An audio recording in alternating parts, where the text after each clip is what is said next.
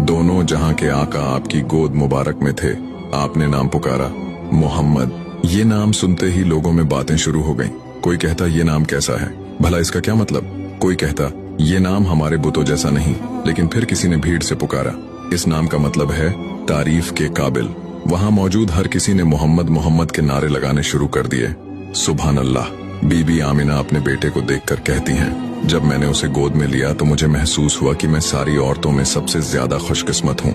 उसका चेहरा ऐसा था जैसे चांद की रोशनी हो और उसकी आंखों में ऐसा सुकून था जैसा मैंने कभी न देखा था। मुझे लगा कि मेरे सारे गम, सारी मुश्किलें और सारी तन्हाइयां इस बच्चे के आने के साथ मिट गईं। वहीं दूसरी तरफ यहूद और नसारा के आलिमों को भी ये खबर मिल चुकी थी कि सरवरे कायनात महबूबे फक्रे मौजूदात, इमामुल अंबिया, सरदारे अंबिया, अशरफुल अंबिया, रहमते आलम, नबी आखिरुज़्ज़मा हुजूर सल्लल्लाहु अलैहि वसल्लम आलम वजूद में रौनक अफरूज हो चुके हैं। मक्का की वादी में प्यारे नबी पाक की आमद के बाद मानो खुशियां ही खुशियां बिखर गई हों।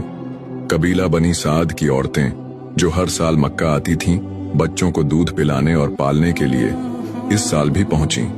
उनमें से एक औरत थी बीबी हलीमा बिन्त अबी ज़ुआइब। वो अपने शौहर हारिस और दूध पीते बच्चे के साथ आई थीं। उनके पास एक बूढ़ी ऊंटनी थी और एक दुबली पतली गद्दी। सफर इतना सख्त था कि गद्दी बार बार लड़खड़ाती और ऊंटनी के थनों में दूध की एक बूंद तक न बची थी।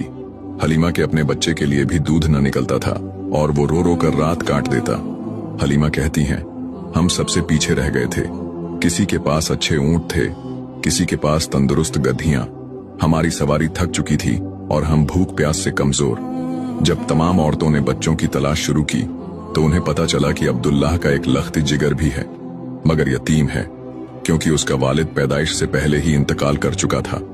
औरतें कहती, यतीम बच्चे से हमें क्या फायदा, उसका बाप तो है ही नहीं, माँ गरीब है, हमें क्या देगी। इस तरह सब औरतें किसी ऐसे बच्चे को लेने से कतराती थीं जिनके बाप ना हो। लेकिन हमारे प्यारे नबी किसी आम औरत के घर भला कैसे परवरिश पा सकते थे। उनके लिए अल्लाह ने किसी खास को ही चुना था और वो थी बीबी हलीमा सादिया, जिनकी किस्मत पर ये जमीनों आसमान आज तक रश्क करते हैं। बीबी हलीमा और उनके शौहर हारिस ने भी सोचा था कि यतीम बच्चा लेने से हाथ खाली रहेंगे, मगर जब सब औरतें अपने अपने बच्चे ले चुकीं और उनके हिस्से में कुछ न आया, फिर बीबी हलीमा ने अपने शौहर से कहा, चलो उस बच्चे को ही ले लेते हैं, शायद इसी में हमारी बरकत हो। हारिस ने कहा, हाँ क्यों नहीं, शायद यही बच्चा हमारे नसीब बदल दे। जब बीबी हलीमा सैयदा बीबी आमिना के घर पहुंची तो उन्होंने देखा